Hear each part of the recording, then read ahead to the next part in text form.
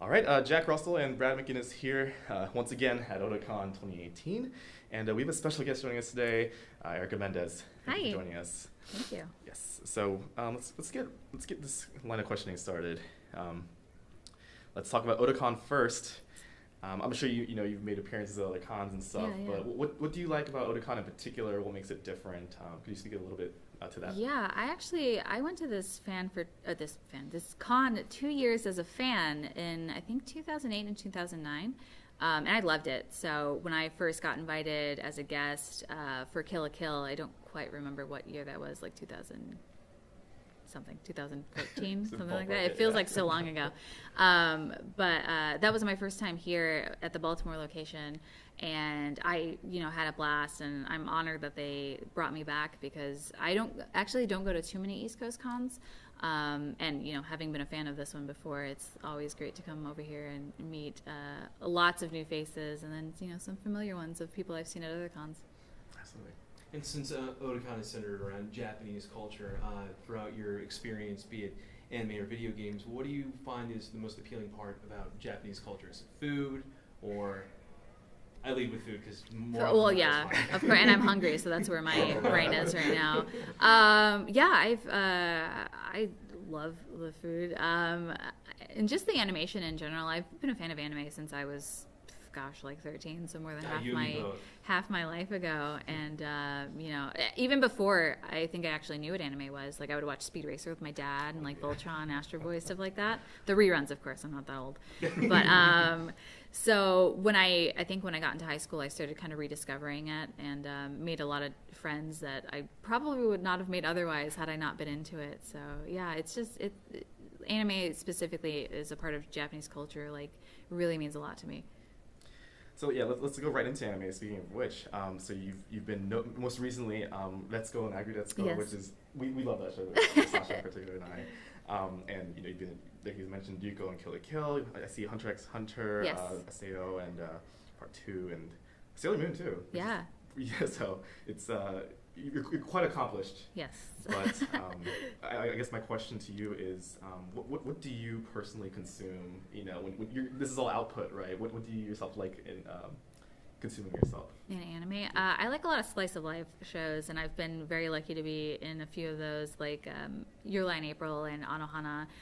My all-time favorite is Fruits Basket, though. I have loved that one for so long, and honestly, if they ever made like a Full Metal Alchemist Brotherhood style reboot based more off the manga, I'd be so excited to be anything in it, or even just watch it. I just want more of that because I know they cut a lot out for the anime compared to the manga, which I also haven't finished actually, but I'd love to see more of that and more like fun slice of life shows.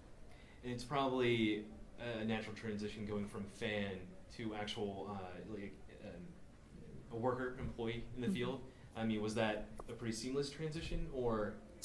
I feel like it was probably slightly more seamless for me than it can be for other people. I know I was in the right place at the right time when I came in, I feel like. So I kind of shot into the scene like really quickly. I know a lot of other people that are fans that are really trying to get into the industry that it's taking a little bit more time for them, or they're like just now getting in and maybe not getting like quite the same caliber of roles that I was fortunate enough to get. But so I don't want to like encourage people and say like, oh yeah, you're a fan of anime, it's really easy to get into voiceover, because it's not.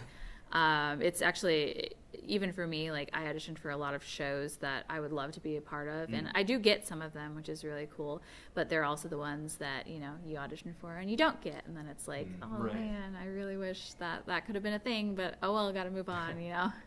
So let's pivot the conversation to video games a little bit. Okay. So again, a lot of bullets on your resume, but two very relevant games that I personally play and are in the minds of a lot of gamers right now. So Fire Emblem Heroes and Octopath Traveler, is that correct? Yeah, I play Ori. Or no, sorry, not Ori. That's BlazBlue. Sorry, I was thinking of something else. I thought you were going to talk about BlazBlue, so that's why I mentioned that. Fire Emblem Heroes, I play Deidre, who is a character from Fire Emblem 4, I believe.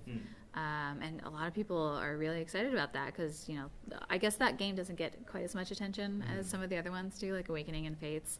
And so it's been really great to hear about that character in particular. The other one you mentioned was Octopath Traveler. Octopath Traveler. Yes, I play Liana, who's a part of Ophelia's route. Yes.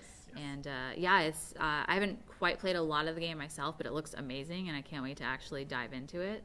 And of course, I'm gonna play Ophelia's Path first because gotta hear myself. It's pretty wild. I mean, it just recently dropped, and even in the dealer section, there's so much merch going for it already. So it's gaining some traction. Yeah, I've heard a lot of good things. Could you speak to a follow-up question? Could you speak to the differences between recording, voice for anime versus video games?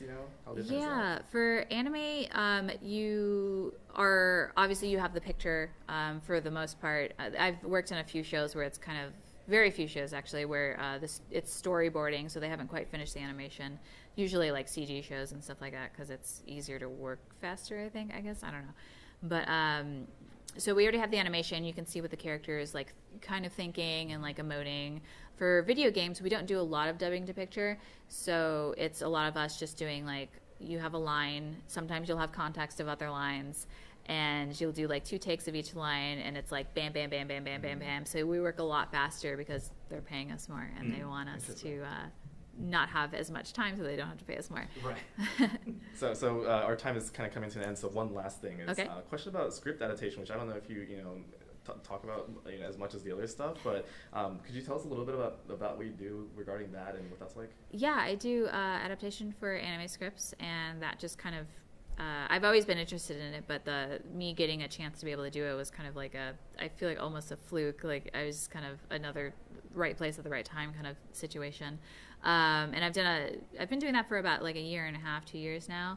And I really like it because sometimes, the scripts aren't always great in anime because, time is money. Oh, yeah. And, we don't get a lot of time or budgeting for these shows. I don't know exactly what the budgets are, but I've heard that they're not very great. And that's why a lot of things have to be rushed.